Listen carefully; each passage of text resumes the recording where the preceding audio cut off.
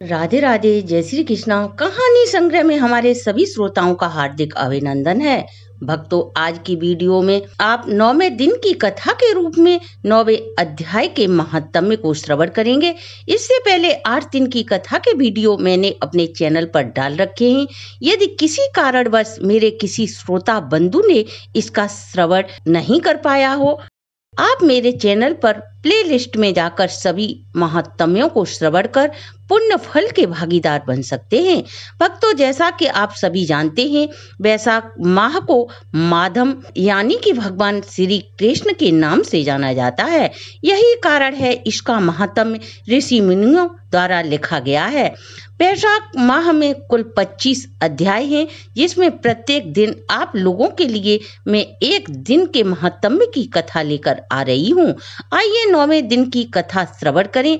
इससे पहले श्री हरि की स्तुति से इसका शुभारंभ करते हैं। शुक्लांबर धरम विष्णु शशिवर्ण चतुर्भुजम प्रसन्न वदनम ध्यायेत सर्व विघ्नोपशांति।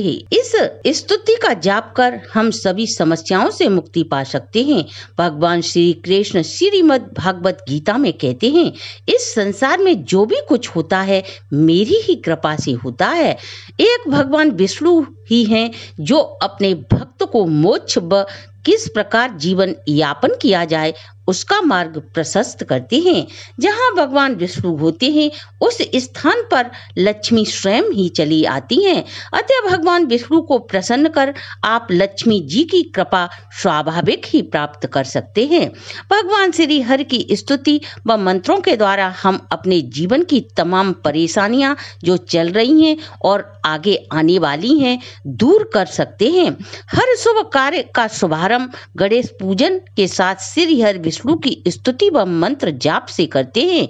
यही कारण है हमारे सभी कार्य भगवान विष्णु व गणेश जी की कृपा से निर्विघ्न पूर्ण हो जाते हैं।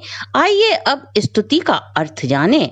भगवान विष्णु का हम जप ध्यान करते हैं, जो श्वेत वस्त्र धारण किए हैं, जो सर्वव्यापी हैं, चंद्रमा की भांति क्रांतिवान हैं, जिनकी 4 भुजाएं तथा चेहरा सदा करुणा से परिपूर्ण रहता है, जो तेज का पुंज है तथा जो सदैव सभी बाधाओं से हमारी रक्षा करते हैं।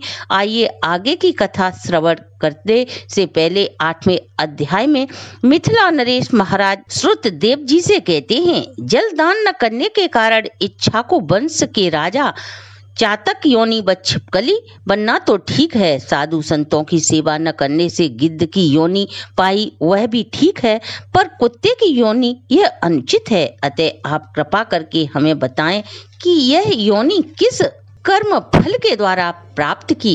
तब श्री श्रुतदेव जी महाराज कहते हैं, हे राजन, 2 प्रकार की स्थिति होती है, एक ऐहिक एक पारलौकिक। ऐहिक जन्म की स्थिति जिसमें हम जन्म से जलदान अन्नदान आदि करके इस जन्म की स्थिति को सुधार लेते हैं।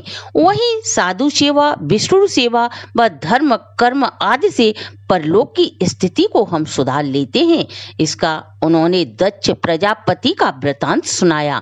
इससे आगे की कथा में मैथिली नरेश राजा जनक श्री श्रुतदेव जी से प्रश्न करते हैं, हे ब्राह्मण देव, कामदेव के भस्म हो जाने पर फिर उसकी उत्पत्ति कैसे हुई? यह सुनकर श्री श्रुतदेव जी महाराज जनक को कार्तिकेय जी के जन्म की कथा सुनाते हुए कहते हैं, यह वो कथा है जिसे सच्ची श्रद्धा से सुनने से पाप नष्ट हो जाते हैं व यश कीर्ति के साथ सुंदर पुत्र की प्राप्ति होती है। अतः इस कथा को हे राजन ध्यान पूर्वक सुने। जब महादेव ने कामदेव को भस्म कर दिया था तब उसकी पत्नी रति भय से मूर्छित हो गई। जब उसकी चेतना लौटी तो अनेकों प्रकार से विलाप कर अपना शरीर त्यागने के लिए उद्यत हो गई और अपने अंतिम संस्कार के लिए बसंत को बुलाया। तब बसंत ने आकर रति को अनेकों प्रकार से समझाया। आत्मघात करना धर्म के विपरीत है, लेकिन रति नहीं मानी। बसंत ने नदी के किनारे चिता तैयार की। रति गंगा में स्नान कर सभी क्रिया कर्म को निश्चित कर सभी इंद्रियों को वश में कर चिता पर चढ़ने के लिए जैसे ही उद्यत हुई तभी आकाशवाणी हुई, हे कल्याणी, पति से अत्यधिक प्रेम करने वाली, तू शरीर मत त्याग। महादेव की कृपा प्रसाद से तेरा पति भगवान कृष्ण के यहाँ पुनः जन्म लेगा। इस प्रकार उसके 2 जन्म होंगे। दूसरे जन्म में भगवान कृष्ण की महारानी रुक्मिणी के गर्भ से तेरे पति का जन्म होगा और उसका नाम प्रद्युम्न होगा। वहीं तू ब्रह्मा जी के श्राप से शंकर के घर निवास करेगी। वहीं तेरे पति से तेरा मिलन होगा। आकाशवाणी को सुन रति विस्मय में पड़ गई।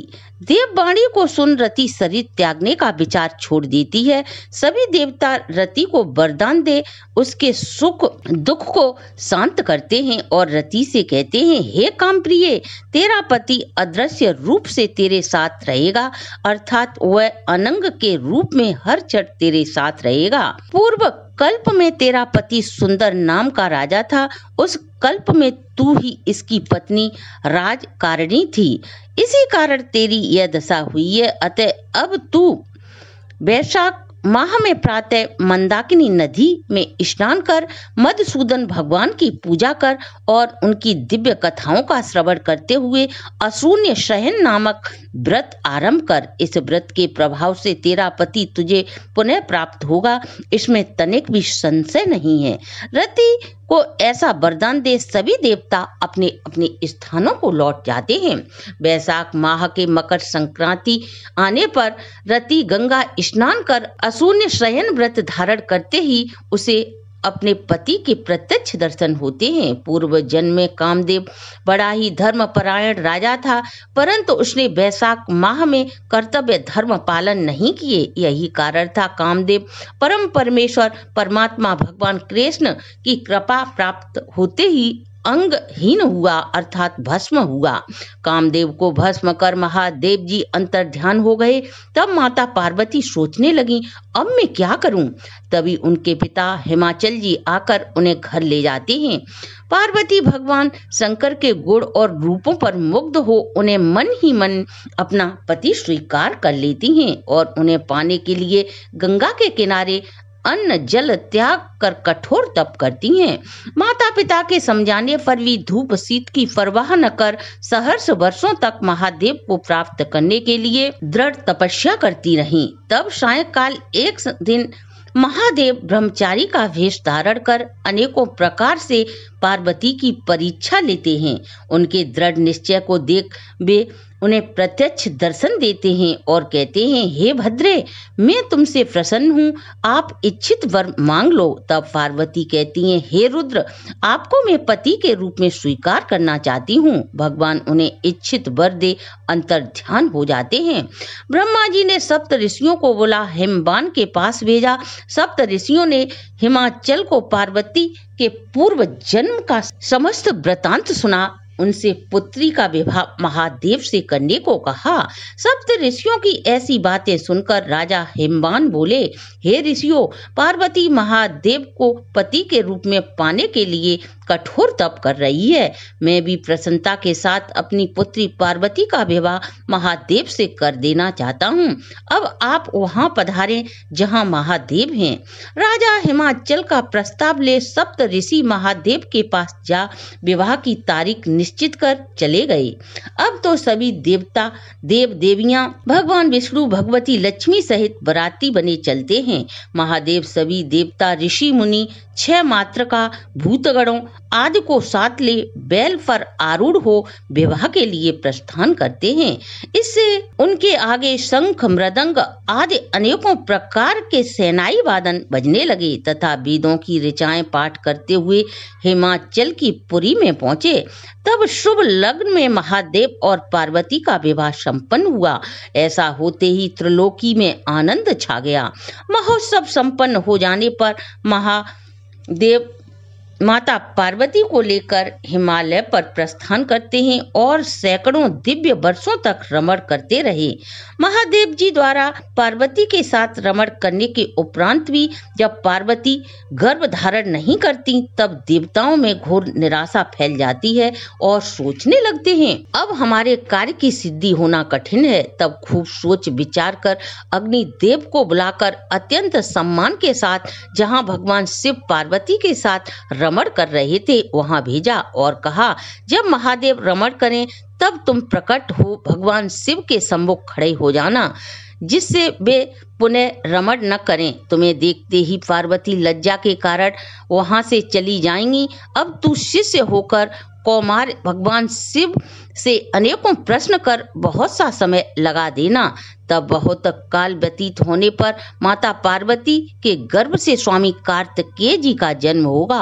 अग्निदेव देवताओं से विदा ले महादेव के पास पहुंचा, जिससे नग्न पार्वती को बड़ी लज्जा हुई और वे वहां से चली गईं। यह देख महादेव को क्रोध उत्पन्न हो जाता है और अग्निदेव से बोले, हे दुर्तम, इस स्वखलित वीर जिसे रोकना दुस्सह है अर्थात असंभव है, अतः तू इसे ग्रहण कर। ऐसा कहकर महादेव ने अग्निदेव के मुख में वीर छोड़ दिया।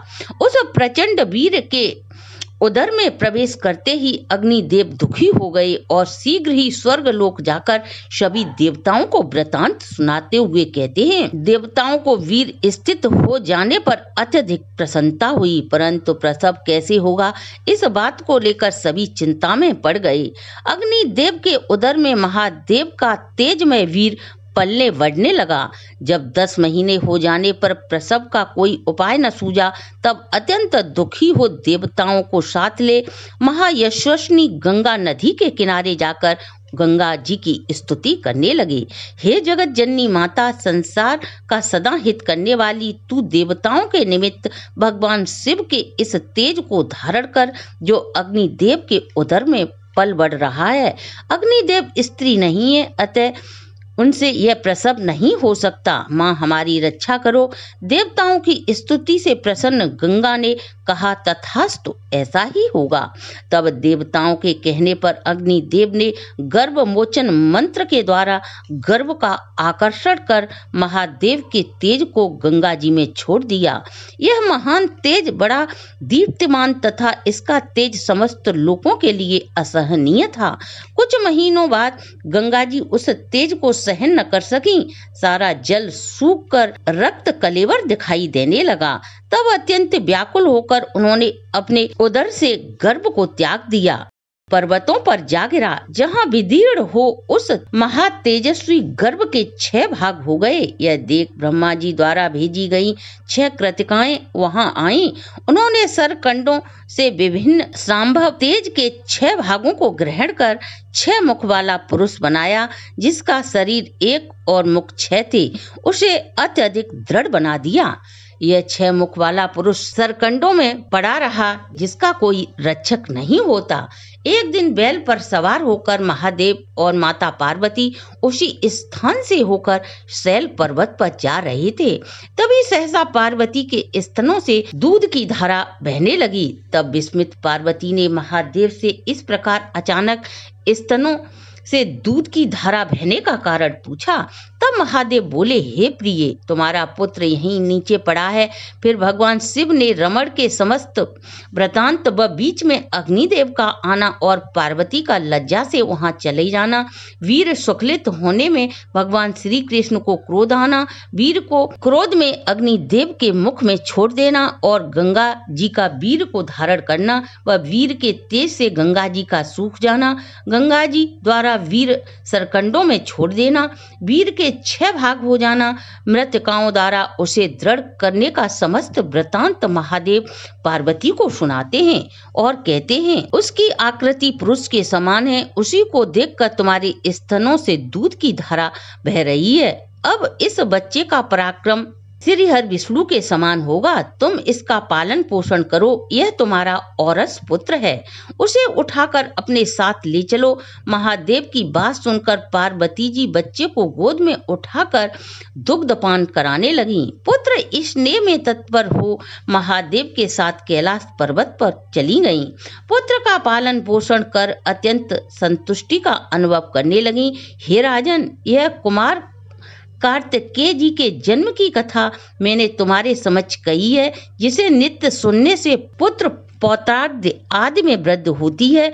इसलिए वैशाख माह में धर्म करने से स्त्रियों का विधवा योग मिट जाता है तथा नित्य वैशाख महात्म्य सुनने से पुण्य अत्यधिक हो जाते हैं। इसी वैशाख माह के पुण्य प्रताप से भस्म हुआ कामदेव सांग हो गया, अर्थात शरीर वाला हो गया।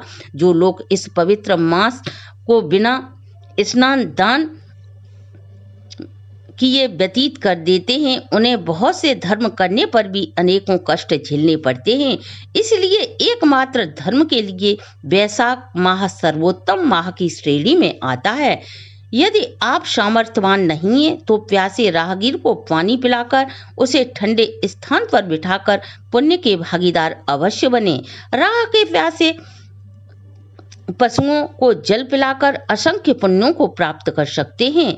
इसमें धन की आवश्यकता नहीं पड़ती। अपने शरीर से किसी का हित हो ऐसा कार्य आप यदि गरीब हैं तो अवश्य ही करें। भक्तों, इसके साथ ही आज की वीडियो को हम यहीं विश्राम देते हैं। इससे आगे की कथा का वृतांत वैशाख माह के 10वें अध्याय के महत्म में श्रवण करेंगे। आप व आपके परिवार पर सदा भगवान श्री हर विष्णु सहित माता लक्ष्मी की कृपा दृष्टि बनी रहे, इसी शुभकामना के साथ अगर प्रस्तुति अच्छी लगी हो तो आप हमारे चैनल को लाइक, सब्सक्राइब और शेयर अवश्य करें।